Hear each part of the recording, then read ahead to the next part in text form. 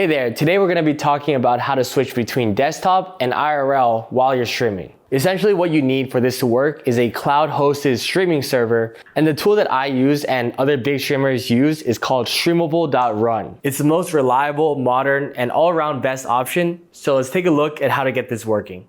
Alright, so here we are on streamable.run, and all we need to do is start our server first. So here we can click Start Server, and this should take less than a minute. And when that's done, here we have the control panel where we're going to be switching between OBS and IRL.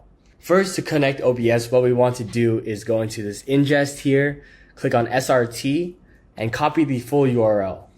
Then we want to go to our local OBS, go to Stream, and paste it into the server under the service custom, and click OK. Then we want to click Start Streaming to send our video data over to Streamable. And then as we can see here at the ingest bitrate monitor, Streamable is receiving this video data. Then to switch to OBS, all we need to click is this ingest one scene, and OBS will be shown to our viewers once we hit start stream here. Then to connect our phone, I'm using Moblin, and it's super easy. All we need to do is just take the camera app, scan this QR code, and then click go live in Moblin. And just like that, we see that Streamable is getting this bitrate. And now we can switch fully between OBS and IRL by just clicking on which scene we want to switch to. We can switch back and forth as many times as we want.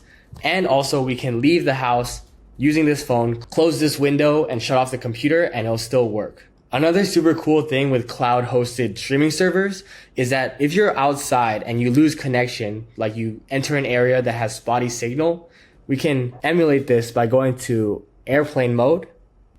So when we lose connection, what happens is that it automatically switches to ingest offline and shows your clips to your viewers to keep them entertained while you're away. And when you regain signal, I'll show you by turning off the airplane mode and going back online. It switches automatically to our ingest 2 scene, which is our phone. And your viewers see this as well.